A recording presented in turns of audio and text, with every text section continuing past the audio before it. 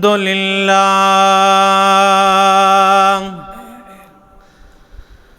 الحمد لله العلي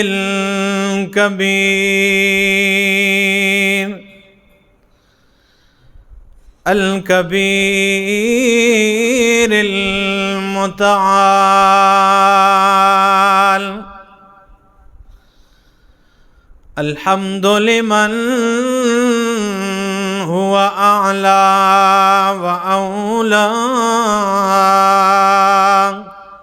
وأرفع الحمد لمن قدر خيرا وخبال والشكر لمن صور حسنا وجمال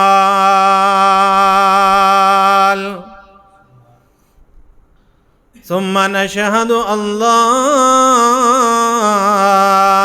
إله إلا الله ونشهد أن سيدنا وسندنا وإمامنا وأحبنا وحبيبنا وحبيب ربنا محمدا عبده ورسوله أما بعد فأعوذ بالله من الشيطان الرجيم بسم الله الرحمن الرحيم الله نزل أحسن الحديث كتابا متشابها مثاني تقشعر منه جلود الذين يخشون ربهم ثم تلين جلودهم وقلوبهم إلى ذكر الله ذلك هدى الله يهدي به من يشاء ومن يضلل الله فما له من هاد وقال تعالى يا أيها الرسول بلغ ما أنزل إليك من ربك وإن لم تفعل فما بلغت رسالته والله يعصمك من الناس وقال النبي صلى الله تعالى عليه وسلم إن الله يرفع بهذا الكتاب أقواما ويضع به آخرين سبحان ربك رب العزة عما يصفون وسلام على المرسلين والحمد لله رب العالمين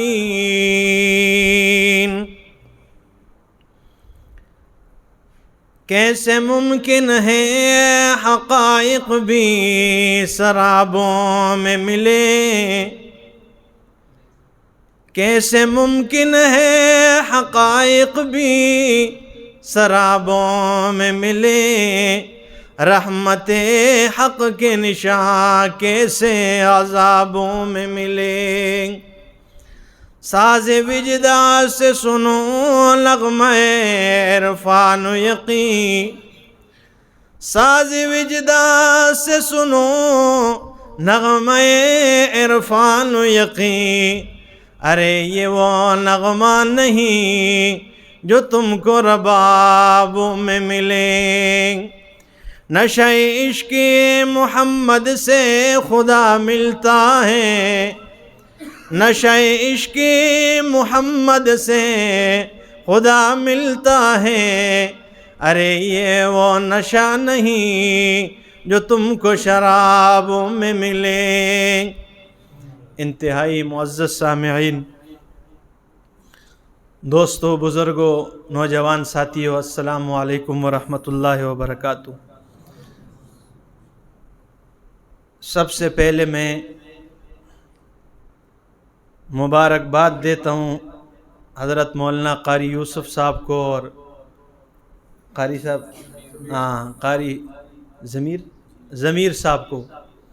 ان کو میں تہہ دل سے مبارکباد پیش کرتا ہوں کہ اللہ کے اس پاک کلام کو انہوں نے یہ 30 پارے آپ کے سامنے تراویح میں سنایا اور آپ لوگوں نے سنا۔ اس کے بعد میں ان کا شکریہ ادا کرتا ہوں حضرت قاری صاحب کا کہ دوسری بار آپ حضرات کے سامنے کچھ باتیں عرض کرنے کی اجازت بخشی۔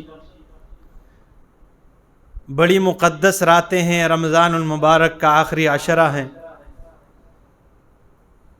بڑی سعادتیں ہیں، بڑی رحمتیں اور برکتیں ہیں۔ جو انسان پا گیا وہ کامیاب ہو گیا، اور جو اس سے محروم رہ گیا وہ ناکام ہو گیا۔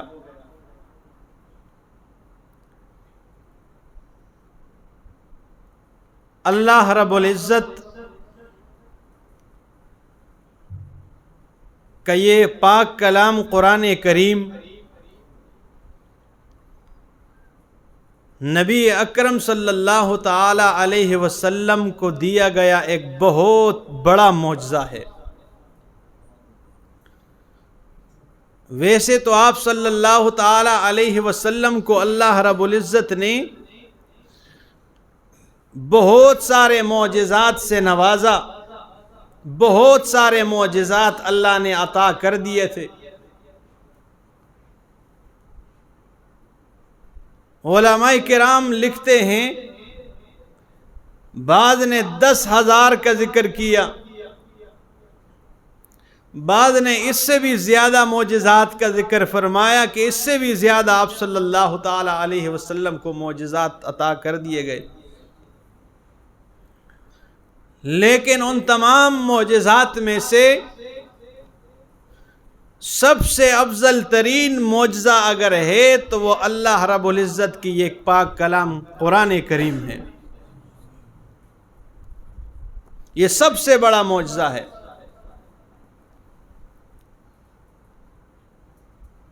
اور یہ اس کا معجزہ ہونے کی وجوہات علماء کرام نے ذکر فرمائے ہیں۔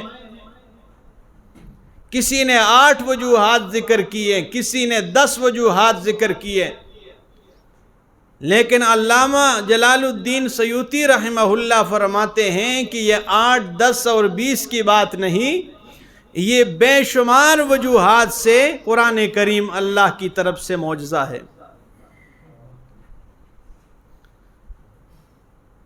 یہ توحید کے بیان سے بھی معجزہ ہے، یہ اپنی حقانیت اور سچائی کے اعتبار سے بھی معجزہ ہے، یہ انبیاء کرام کی تصدیق کے اعتبار سے بھی معجزہ ہے،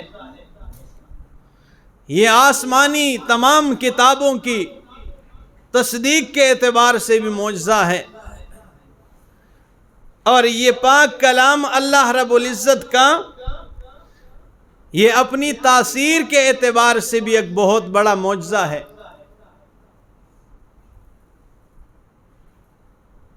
یہ اتنی تاثیر والی کتاب ہے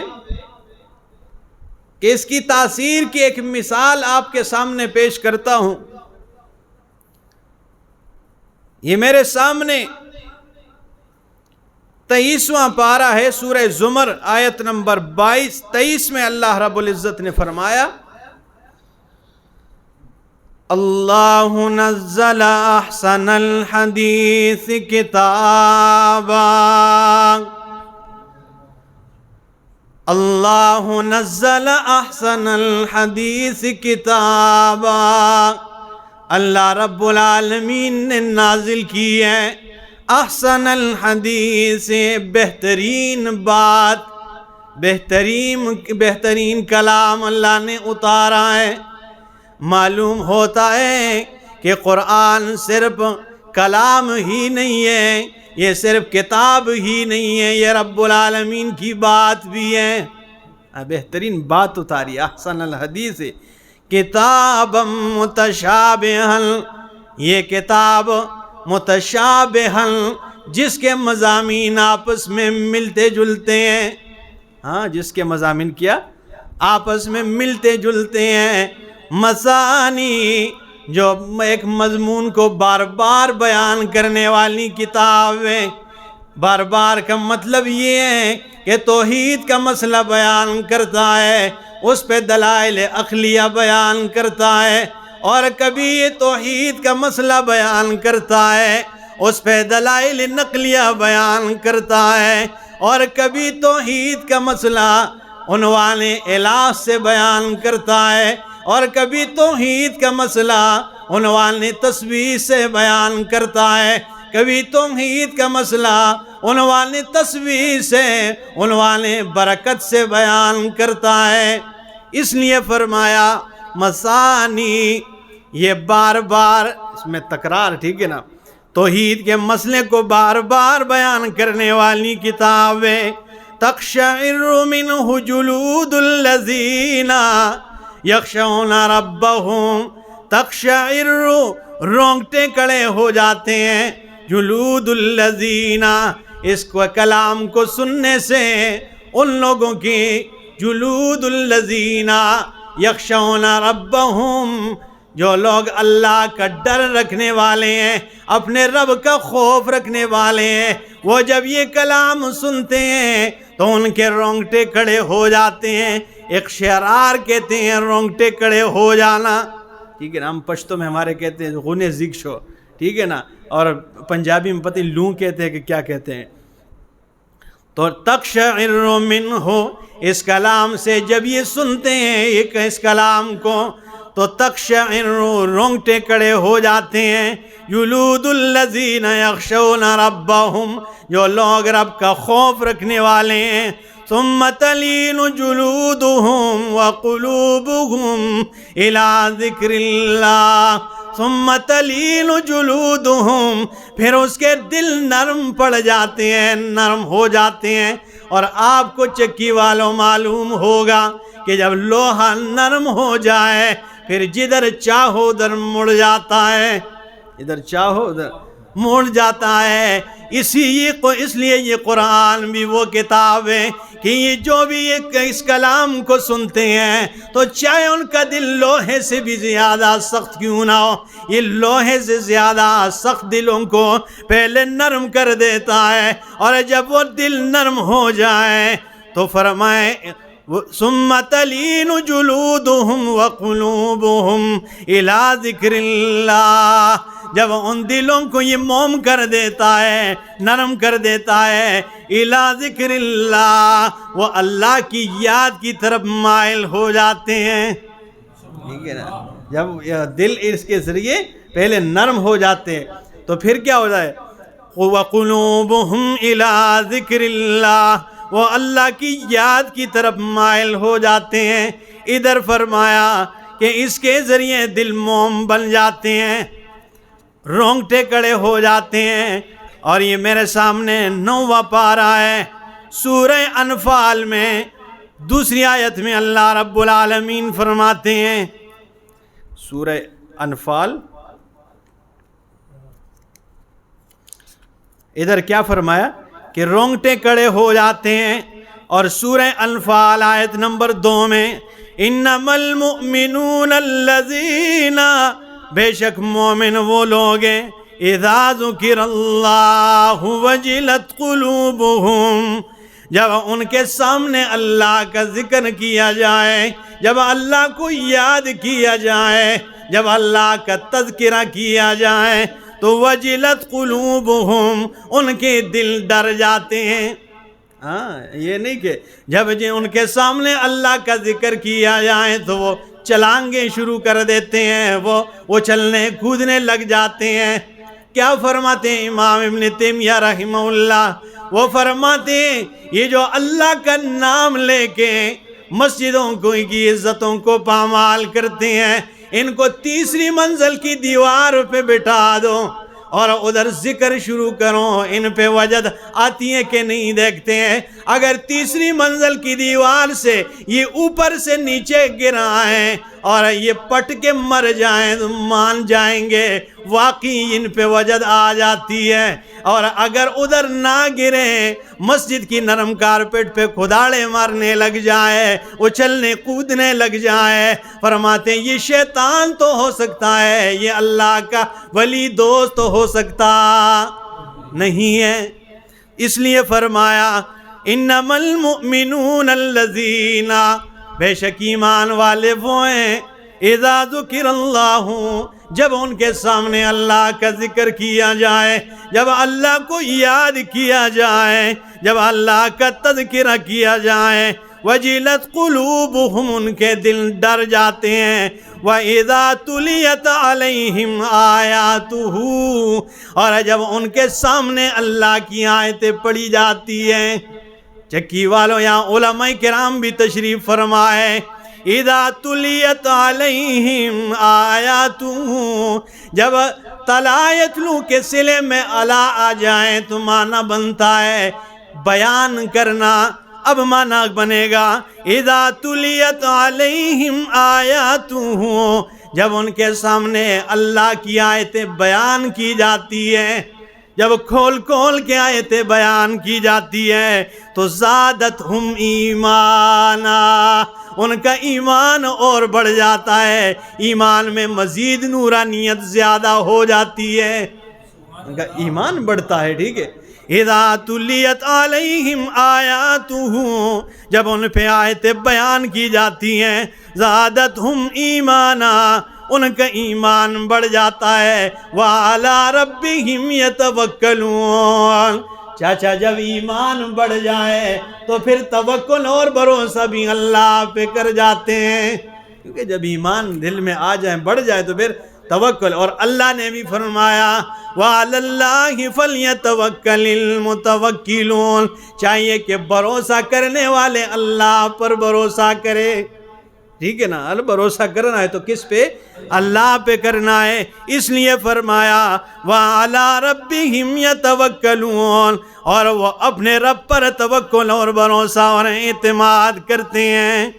یہ صرف ایک مقام نہیں، یہ میرے سامنے 7واں پارہ ہے، پہلی آیت میں فرمایا وَإِذَا سَمِعُوا مَا أُنزِلَ إِلَى الرَّسُولِ، وَإِذَا سَمِعُوا مَا أُنزِلَ، جب ہی وہ سنتے ہیں اس کلام کو جو اللہ رب العالمین نے اتارا ہے، إِلَى الرَّسُولِ، رسول کی طرف، تَرَىٰ أَعْيُنَهُمْ تَفِيضُ مِنَ الدَّمْعِ، تو دیکھے گا کہ ان کی آنکھوں سے آنسو کی برسات جاری ہو جائے گی۔ جب وہ یہ کلام سنتے ہیں تو ان کی آنکھوں سے کیا؟ وہ آنسو بہنے لگتے ہیں۔ بس ٹھیک ہے،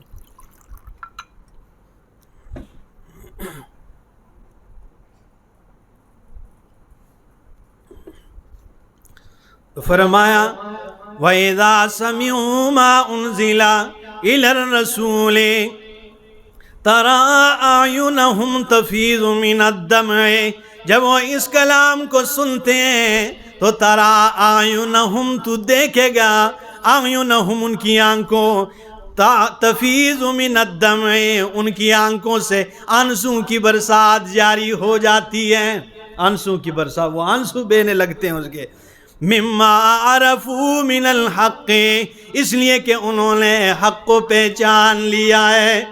وہ روتے اس لیے، ان کے آنسو اس لیے بہتے ہیں، اس لیے کہ انہوں نے حق کو پہچان لیا ہے۔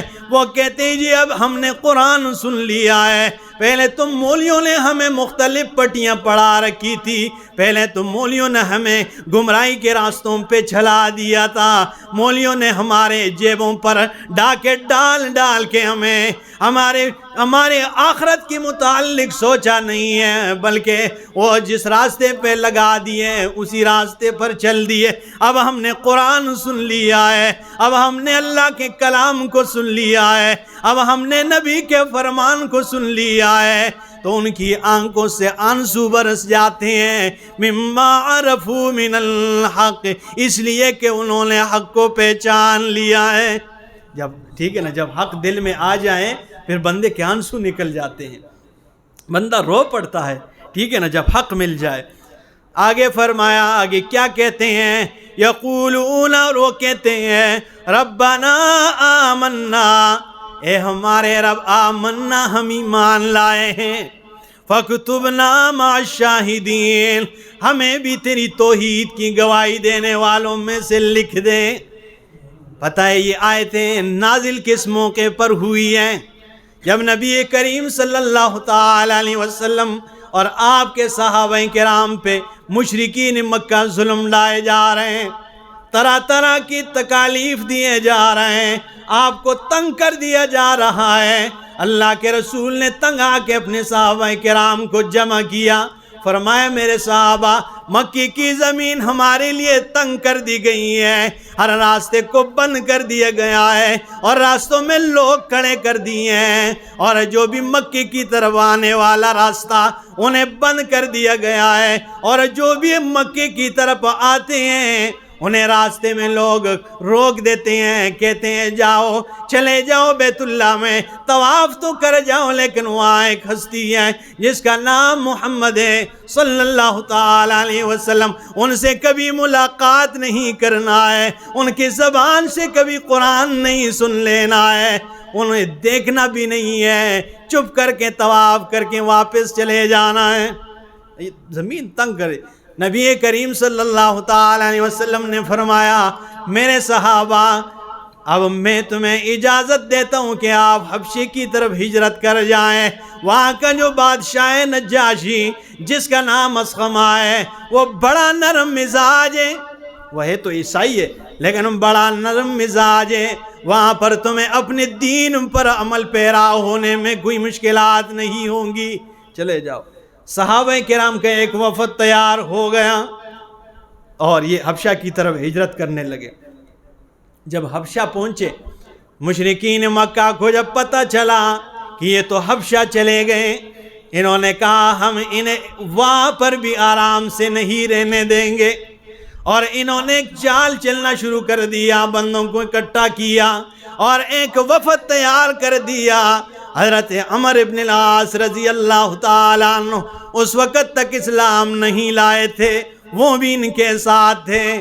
یہ چلے گئے کہ بھائی ہم حبشہ جاتے، یہ حبشہ گئے اور وہاں پہ بادشاہ کے لیے تحفے تحائف اور اس کے پارلیمنٹ کے ارکان کے لیے کہ بھائی جائیں گے، انہیں تحفے تحائف دیں گے تو تبھی تو ہمارے حق میں کوئی فیصلہ کریں گے۔ یہ حبشہ آ گئے، مشرکین کا وفد آ گیا اور بادشاہ کے سامنے آ گئے، اور وہ تحفے تحائف بھی ساتھ لے کے آتے ہیں، کہتے ہیں بادشاہ سلامت نجاشی، ہمارے کچھ بگوڑے آپ کی طرف آ گئے ہیں، انہوں نے اپنے باپ دادے کے دین کو چھوڑ دیا ہے اور وہ آپ کی طرف آ گئے ہیں، انہیں ہمارے حوالے کر دیں، آپ کی مہربانی ہوگی، یہ آپ کا احسان ہوگا۔ اور وہ تحفے ان وزیروں کے حوالے کر دیے۔ انہوں نے کہا جی بالکل یہ ہونا چاہیے، حوالے کرنا چاہیے، کیونکہ تحفے جو لیے تھے۔ لیکن بادشاہ ایسے ہی تو بادشاہ نہیں تھا، کچھ تو کمال تھا اس کے اندر۔ وہ کہنے لگا ہرگز نہیں، جو میرے ملک میں امن سے رہ رہا ہے کس طرح میں انہیں ان کے حوالے کر جاؤں؟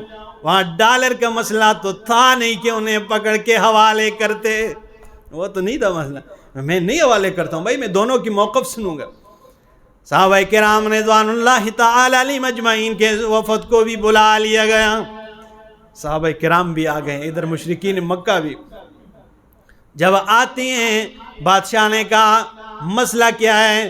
انہوں نے کہا یہ کچھ نوجوان آئے، مشرکین نے کہا انہوں نے اپنے باپ دادے کے دین کو چھوڑ دیا ہے، یہ باپ دادے کے دین کو جو ہے نا یہ نہیں مانتے، انہوں نے ترک کر دیا ہے، بگوڑے بن گئے ہیں، انہیں ہمارے حوالے کر دیجیے۔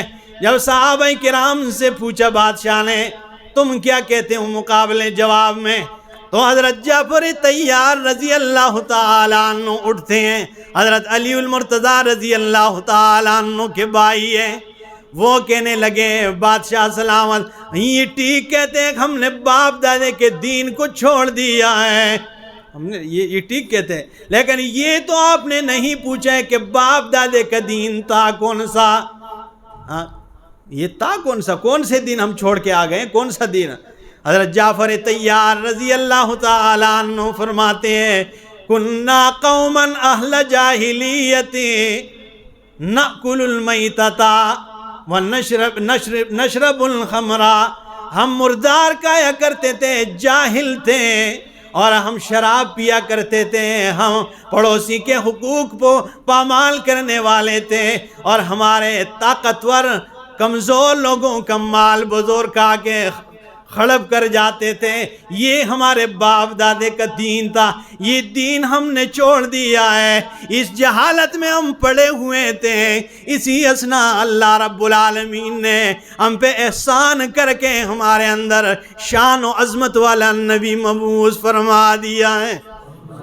اسی اللہ نے احسان کر کے ایک شان و عظمت اور رتبہ شان والا نبی اللہ نے مبعوث کر دیا۔ ہم نے وہ دین چھوڑ دیا اور خالص دین کی طرف آ گئے۔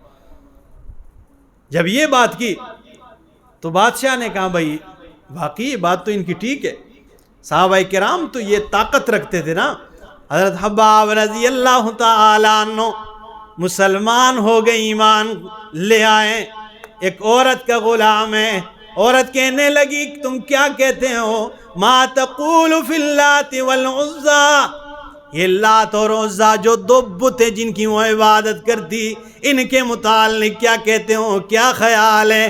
قربان جاؤں کہنے لگے صنمان اب کمان لا یسمان لا ینفعان ولا یضران، کہنے لگے یہ تو بت ہیں نہ جو دیکھتے ہیں نہ سنتے ہیں، اگر تم ماتھے رگڑے سجدے کریں رکوع کریں یہ تجھے نفع نہیں دے سکتے ہیں، اور اگر تو ان کی عبادت چھوڑ دے تجھے ضرر بھی نہیں دے سکتے ہیں۔ صحابہ کرام میں یہ طاقت تھی، ایمان کا جذبہ ہے، لگے ہاں ہم چھوڑ آئے۔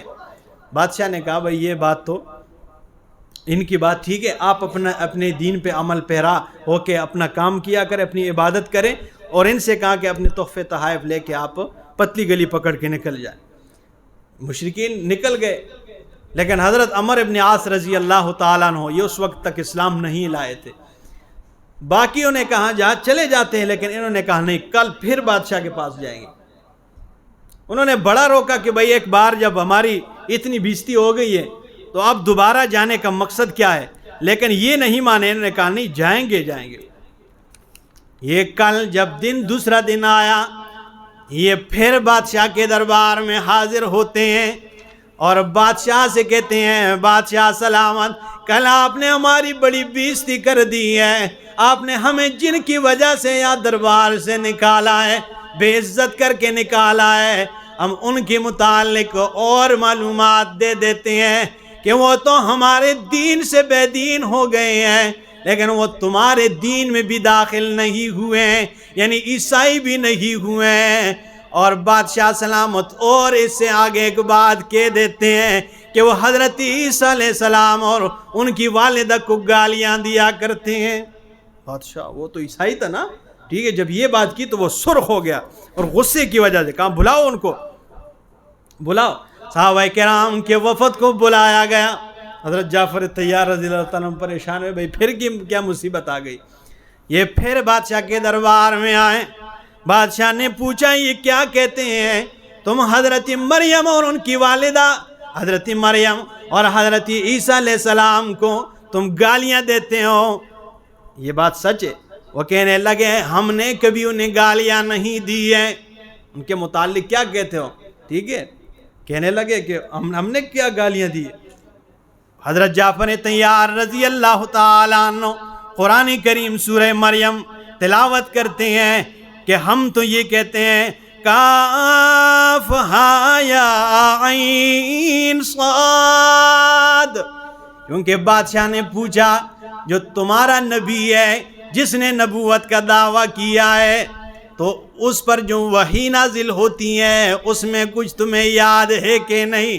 تو حضرت جعفر طیار رضی اللہ تعالیٰ عنہ فرماتے ہیں مجھے سورہ مریم یاد تھی، میں نے شروع کر دیا کاف ہا یا عین صاد ذکر رحمت ربک عبدہ زکریا اذ نادى ربه نداء خفيا قال رب إني وهن العظم مني واشتعل الرأس شيبا ولم أكن بدعائك رب شقيا. یہ پہلی ایک رکوع جعفر طیار رضی اللہ تعالیٰ عنہ تلاوت کرتے ہیں تو بادشاہ نے کیا کہا جواباً پتہ ہے؟ کہتے ہیں مجھے لگتا یوں ہے کہ یہ وحی تمہارے پیغمبر پہ اترنے والی اور حضرت عیسیٰ علیہ السلام پر اترنے والی وحی یوں لگتا ہے کہ یہ ایک ہی چراغ کی روشنی ہے. یہ وحی اور حضرت عیسیٰ علیہ السلام پہ اترنے والی وحی یہ ایک ہی چراغ کی روشنی لگتی ہے. اور اس کے بعد حضرت جعفر طیار رضی اللہ تعالیٰ عنہ فرماتے ہیں میں نے دوسرا رکوع شروع کر دیا. ٹھیک ہے، اور دوسرا کہاں سے؟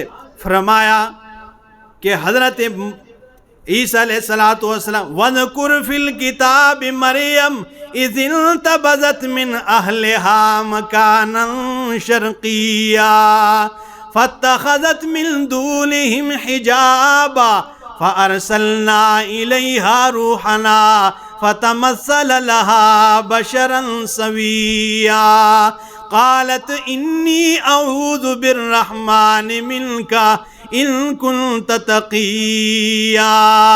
یہ پڑھتے پڑھتے جب یہاں پر پہنچتے ہیں قال انی عبد اللہ آتانی الکتاب وجعلنی نبیا وجعلنی مبارکا اینا ما کنت واوصانی بالصلاة والزکاة ما دمت حیا وبرا بوالدتی ولم یجعلنی جبارا شقیا. جب یہ دو رکوع تلاوت کرتے ہیں بادشاہ کی آنکھوں سے آنسوں کی برسات جاری ہے اور باقی بھی جتنے ارکان پارلیمنٹ ہیں ان کی آنکھوں سے آنسو جاری ہے. بادشاہ نے جب یہ سن لیا تو یوں قالین سے تنکا اٹھا کے یوں دکھا کے کہتے ہیں اے مشرکین مکہ میں اللہ کی قسم اٹھا کے کہتا ہوں اس کتاب نے جو عیسیٰ علیہ السلام کی شان و عظمت بیان کی ہے وہ اس تنکے سے نہ اوپر ہے نہ نیچے ہے، بالکل برابر بیان کی ہے. اور اسی وقت ہاتھ اٹھا کے کہتے ہیں اشہد اللہ الہ الا اللہ واشہد ان محمدا عبدہ ورسولہ. بآواز بلند کلمہ پڑھا اور اسلام قبول کر لیا ہے. یہ وہ کتاب ہے. ہاں کتاب خدا میں یہ تاثیر دیکھی، کتاب خدا میں یہ تاثیر دیکھی، بدلتی ہزاروں کی تقدیر دیکھی. ہاں مسلمان ہو گیا نجاشی بادشاہ. اس کے بعد کچھ عرصے کے بعد اپنے بیٹے کو نبی اکرم صلی اللہ تعالیٰ علیہ وسلم کے پاس بھیجا اور ایک خط دیا کہ فی الحال میں نہیں آ سکتا، میرا بیٹا آ گیا ہے، لیکن اللہ کا کرنا تھا کہ راستے میں بیٹا ڈوب گیا دریا میں اور ادھر ہی وہ جو ہے نا فوت ہو گیا. اس کے بعد پھر یہ بھی ملاقات کیے بغیر فوت ہو گیا بادشاہ نجاشی. نبی اکرم صلی اللہ تعالیٰ علیہ وسلم نے صحابہ کرام کو جمع فرمایا اور فرمایا آؤ اپنے بھائی نجاشی کا جنازہ پڑھتے ہیں. یہ پہلی شخصیت ہے نجاشی بادشاہ اصحمہ کہ جس کو ہم کہتے ہیں غائبانہ جنازہ. نبی اکرم صلی اللہ تعالیٰ علیہ وسلم نے غائبانہ جنازہ اس کا ادا کر دیا تھا. یہ مقام اور رتبہ جو اس کتاب کے ساتھ جڑ جائے، جو اس کتاب کے ساتھ ٹچ ہو گیا، اللہ رب العزت نے رتبوں سے نوازا ہے. حضرت طفیل ابن عمر دوسی رضی اللہ تعالیٰ عنہ یہ آتے ہیں عمرہ کرنے کے لیے، حج کرنے کے لیے آ رہے ہیں. مشرکین بھی حج کیا کرتے تھے. ٹھیک ہے، حاجی ابو جہل شاہ لعنت اللہ علیہ بہت سارے حج کر چکا تھا. یہ حج کرنے کے لیے آ رہے ہیں، طواف کرنے کے لیے آ رہے ہیں. سامنے ابو جہل کھڑا ہے، یہ تو بہت بڑے قبیلے کا سردار ہے. اگر یہ مسلمان ہو گیا، محمد الرسول اللہ کے دامن کو تھام لیا، تو یہ سارا قبیلہ اس کے ساتھ ہو جائیں گے۔ ابو جہل سامنے میں استقبال کے لیے کھڑا ہے، طفیل ابن عمر دوسی رضی اللہ تعالیٰ عنہ۔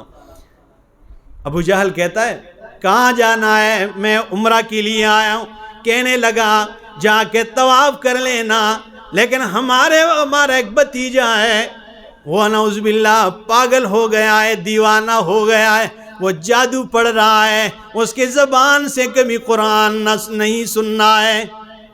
تو طفیل ابن عمر دوسی رضی اللہ تعالیٰ عنہ نے یوں روئی کے دانے بنائے، ایک کان بھی بند کر دیے اور دوسرے میں بھی ٹھونس دیے، بھائی ٹھیک ہے میں سنتا ہی نہیں ہوں۔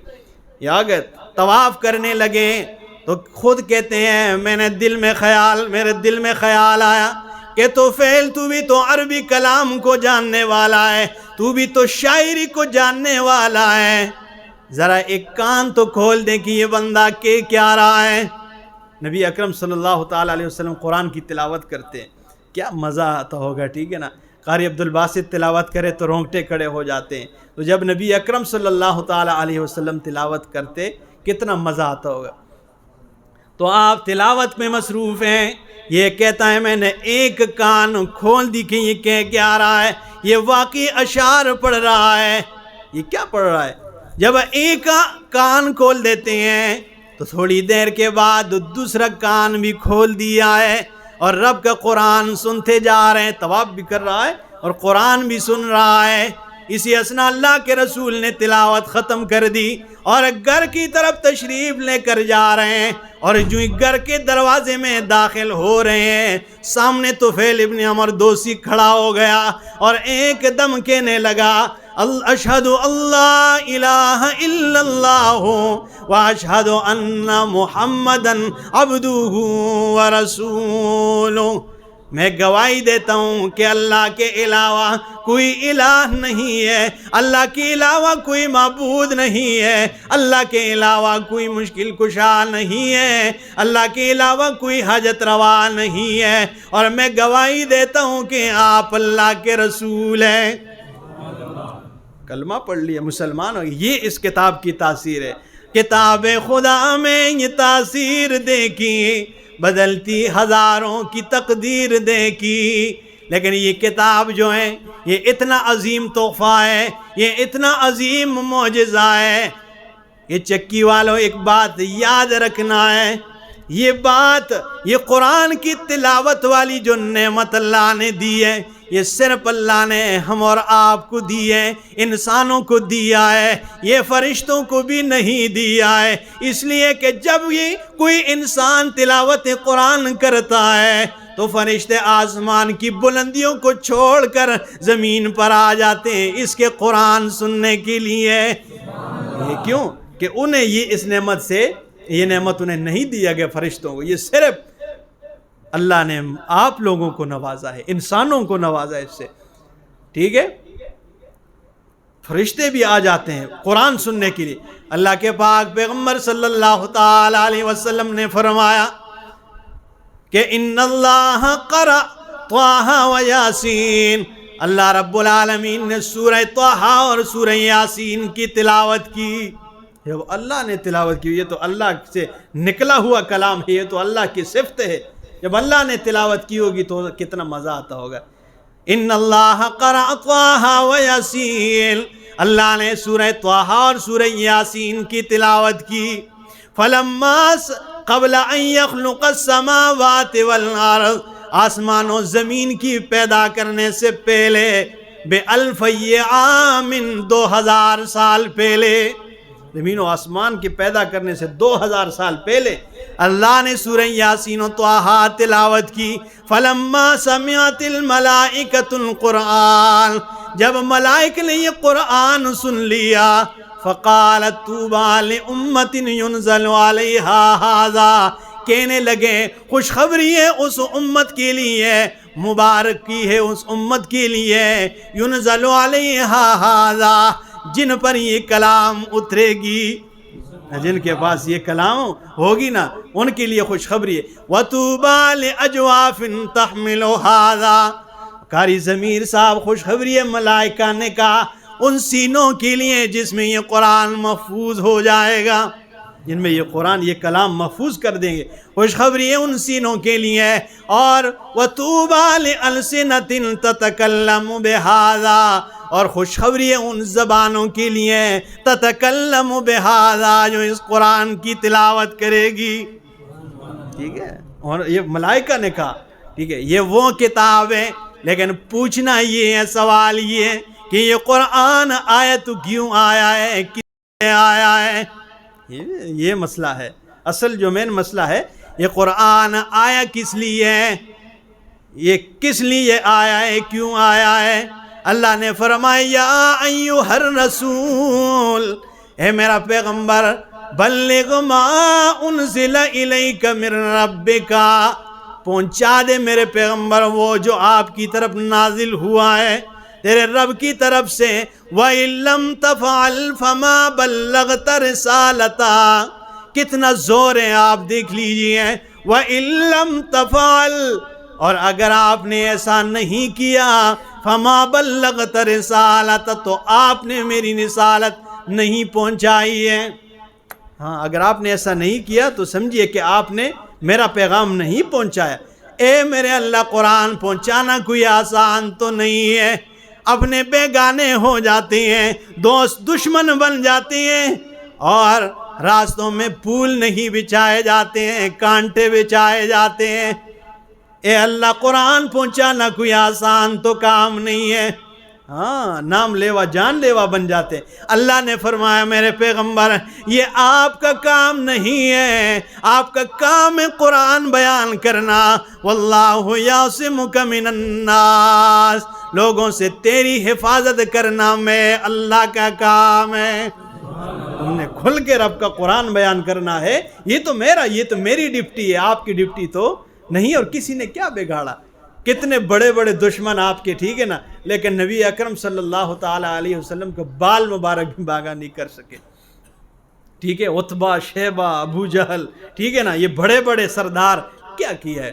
اللہ نے فرمایا میرا پیغمبر، قرآن کو بیان کرنا تیرا کام ہے اور تیری حفاظت کرنا میرا کام ہے، لیکن یہ قرآن جو میں نے دیا ہے، اللہ فرماتے ہیں وَمَا أَنزَلْنَا عَلَيْكَ الْكِتَابَ، میرے پیغمبر میں نے آپ پر کتاب اس لیے نازل کیا ہے، إِلَّا لِتُبَيِّنَ لَهُمُ الَّذِي، اس لیے یہ نازل نہیں کیا ہے بلکہ اس لیے نازل کیا ہے لِتُبَيِّنَ لَهُمُ الَّذِي اخْتَلَفُوا فِيهِ، تاکہ اس قرآن کے ذریعے آپ وہ مسائل بیان کریں اختلفوا فِيهِ، جن میں لوگ اختلاف کرتے ہیں۔ آج کل لوگ کہتے ہیں بھائی جی اختلافی گلا نہ چھیڑیا کرو مولوی صاحب، ہاں ٹھیک ہے نا، اس نال توڑ پیدا ہو جاندے، خدا دے بندے جو قرآن نال توڑ پیدا ہوندے جوڑ کی شے نال پیدا ہو سی، ایل پی یا گلو نال جوڑ پیدا ہو سی، ٹھیک ہے، یہ تو جوڑ والی کتاب ہے۔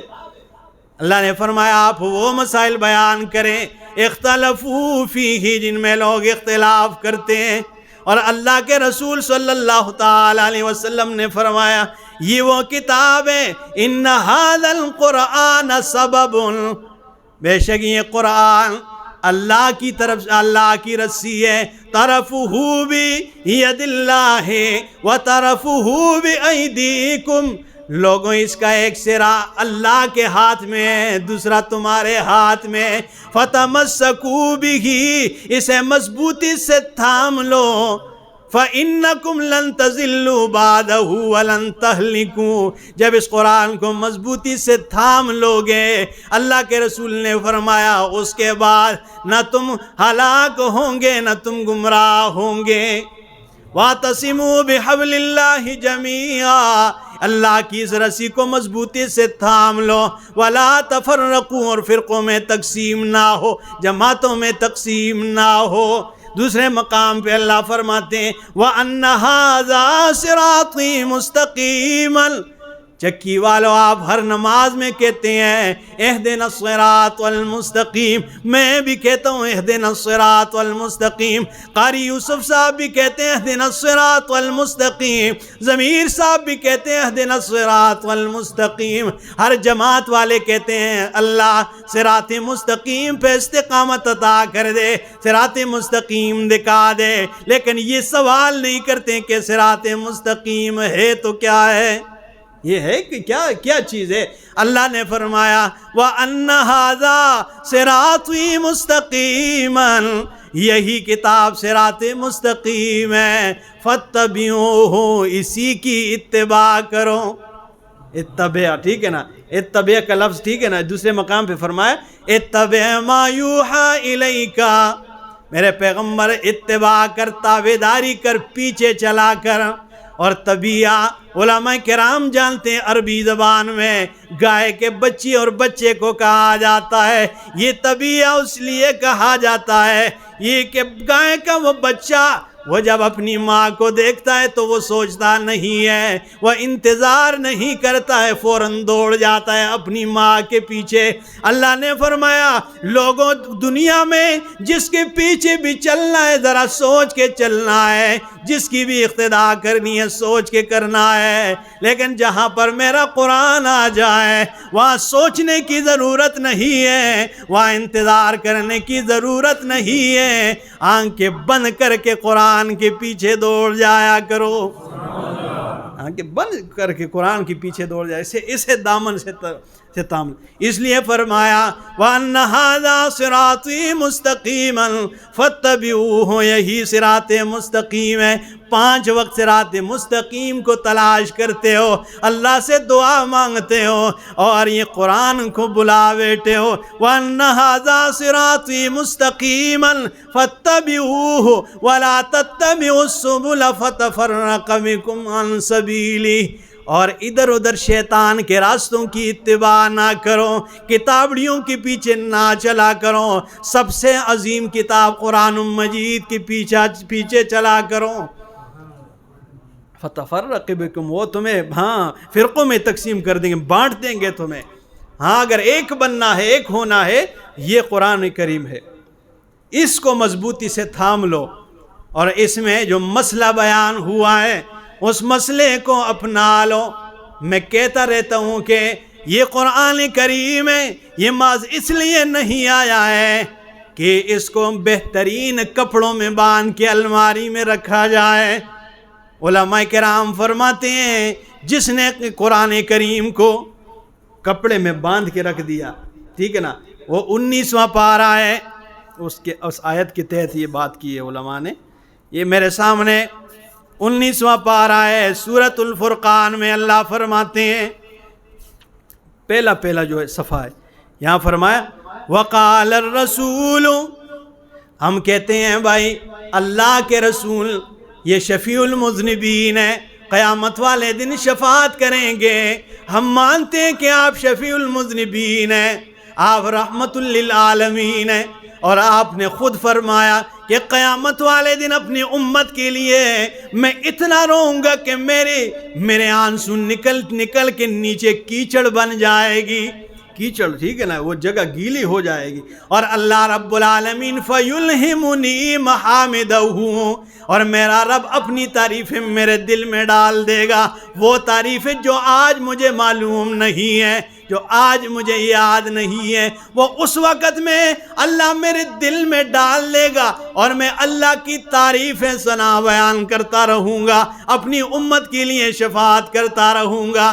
یہ بات تو آپ نے بھی کہی ہے کہ اللہ آخر میں فرمائیں گے ارفع رأسک یا محمد، اے میرا پاک پیغمبر اٹھائیے اپنا سر مبارک، سل تو عطا وشفا تو شفا، مانگیے تجھے دیا جائے گا، وشفا آپ شفاعت کریں تو شفا آپ کی شفاعت قبول کی جائے گی۔ یہ تو آپ نے بھی فرمایا، لیکن یہ بات کسی نے سوال نہیں کیا ہے کہ اللہ فرماتے ہیں کہ اللہ کے دربار میں یہی محمد مصطفیٰ صلی اللہ تعالی علیہ وسلم ان لوگوں کے خلاف کیس لڑنے کے لیے تیار ہو جائیں گے۔ اللہ کے دربار میں کیس لڑیں گے، اور یہ کسی اور کے مقابلے، یہ کسی اور کے خلاف نہیں، یہ اپنے ہی امت کے کچھ لوگ ہوں گے۔ وقال الرسول، یہ 19واں پارہ پہلا، یہ کبھی گھروں میں جا کے دیکھ لینا۔ وقال الرسول، اور رسول نے کہا یا رب، اے میرے رب، ان قوم اتخذوا هذا القرآن مہجورا، یہ میرے قوم والے ہیں، میری امت کے لوگ ہیں، لیکن اللہ میں محمد یہ کیسے ان کے خلاف لڑ رہا ہوں کہ ان قوم اتخذوا هذا القرآن مہجورا، اس میری قوم کے لوگوں نے تیرے اس کتاب کو پس پش ڈال دیا تھا۔ علماء کرام فرماتے ہیں جس نے اس کو بہترین کاٹھی میں بن کر کے الماری میں رکھ دیا ہے، اس نے بھی قرآن کو مہجور بنا دیا ہے، اس لیے کہ اس نے صرف اس کی یہ احترام کیا ہے۔ اصل جو چیز ہے اس میں جو اللہ نے مسئلہ بیان کر دیا ہے، اس میں جو اللہ نے عقیدہ بیان کیا ہے، اس عقیدے کو اس بندے نے اگر نہیں اپنایا ہے، اس بندے نے بھی اس قرآن کو مہجور بنا دیا ہے۔ یہ صرف یہ تو مذاق نہیں ہے، ہاں اس کے تلاوت کرنے پہ ثواب ہے، اجر ہے، لیکن اصل چیز جو ہے وہ قرآن کے اندر آپ دیکھ لیجئے ہر جگہ بیان کا لفظ، ہاں لِتُبَيِّنَ لَهُمُ الَّذِي اخْتَلَفُوا فِيهِ، بیان کر جائیں، کھول کھول کے اس قرآن کو بیان کریں۔ آج نہیں کرتے نا مولوی، بھوسے کے نیچے سے پانی لے جا کے، ٹھیک ہے نا، پیسے لے کر پتلی گلی پکڑ لیتے ہیں۔ کسی مولوی کو یوں جھولی پہلا کے نا جی مسئلہ بیان کرے، یہاں کوئی روک ٹوک نہیں ہے آپ کے لیے، وہ پھر بھی نہیں کرتے، انہیں عادت ہی نہیں ہوتی۔ دوسری بات یہ انہیں قرآن کریم کے متعلق پتہ ہی نہیں، کک بھی نہیں پتہ ہوتا کیا ہے، ٹھیک ہے، انہیں صرف قصے اور کہانیاں یاد کی ہوتی ہے، اور رلانے کے لیے لوگ جھوٹے کہانیاں قصے، ٹھیک ہے نا، یہ بیان کریں گے، لوگوں کو گمراہ کرتے رہتے ہیں، ٹھیک ہے۔ اصل جو مسئلہ اس قرآن نے بیان کیا ہے وہ کیا ہے؟ اِنَّهُ هُوَ السَّمِيعُ الْعَلِيمُ، کہ بے شک وہی سمیع بھی ہے، علیم بھی ہے۔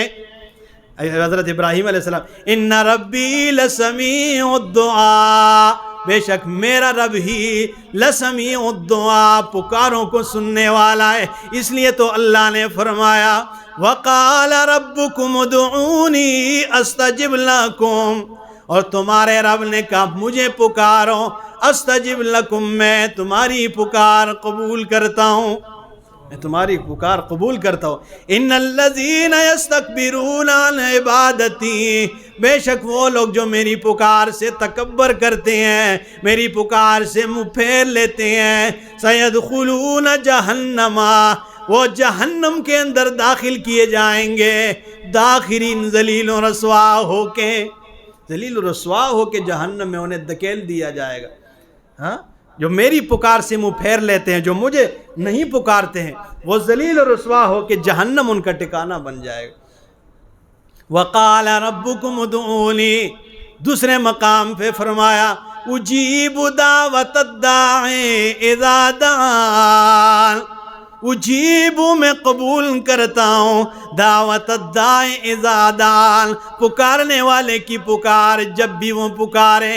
یہ مطلب نہیں ہے کہ آج پیر صاحب کا دروازہ بند ہو گیا ہے، آج چھٹی پہ جا چکے ہیں، عید کی چھٹیاں لی ہیں، یا آج بیمار ہو گئے ہیں، نہ اذا دعان، جب بھی وہ پکارے، تنہائی میں پکارے، محفل میں پکارے، اندھیرے میں پکارے، اجالے میں پکارے، جس جگہ سے پکارے، اللہ رب العالمین فرماتے اجیب، میں اس کی پکار قبول کرتا ہوں، میں قبول کرتا ہوں۔ ایک صحابی رسول آتے ہیں، کیا کہتے ہیں؟ اللہ کے رسول بتائیے ہمارا رب قریب ہے ہاں یا دور ہے؟ ام بعید اقریب ربنا فنناجی، اگر قریب ہے ہم آہستہ کر کے پکاریں گے، رب کو منا لیں گے۔ ام بعید ربنا فننادیہ، یا دور ہے، اگر دور ہے تب بھی بتائیے ہم آواز لگا کے پکاریں گے۔ اللہ کے رسول مسکرا گئے، جواب دے ہی رہے تھے کہ اللہ نے آسمان سے جواب دینے میں فیل کر دیا، فرمایا اذا سألک عبادی عنی فانی قریب، میرا پیغمبر جب میرے بندے تجھ سے میرے متعلق سوال کریں تو فانی قریب، میں اپنے بندے کے زیادہ قریب ہوں۔ اب کتنے قریب ہیں؟ یہ مائک بھی میرے سامنے قریب ہے، یہ قرآن کریم بھی تو قریب پڑا ہوا ہے، یہ جگ بھی قریب ہے۔ کتنے قریب ہیں؟ اللہ نے فرمایا نحن اقرب الیہ من حبل الورید، ہم اپنے بندے کے شاہ رگ سے، اس کی رگ جان سے بھی زیادہ قریب ہیں، اور اس کی رگ حیات سے بھی زیادہ قریب ہونے کے باوجود بار بار یہ اعلان کرتا ہوں اجیب دعوت الداعی اذا دعان، یہ جب بھی پکارے میں پکارنے والے کی پکار قبول کرتا ہوں، قبول کرتا ہوں۔ تو اللہ رب العزت نے اس کے اندر جو مسئلہ ذکر کیا ہے، جو عقیدہ بیان کیا ہے، تو وہ کیا ہے؟ عبادت صرف اور صرف اللہ کی ہو، چاہے وہ مالی عبادت ہو یا بدنی عبادت ہو۔ قرآن کا اصل منبع اور اصل مسئلہ ہی یہی مسئلہ توحید ہے کہ عبادتوں کے لائق صرف اور صرف کون ہے؟ اللہ ہے۔ الہ اور معبود برحق صرف اور صرف کون ہے؟ اللہ ہی ہے۔ حاجت روا صرف اور صرف کون ہے؟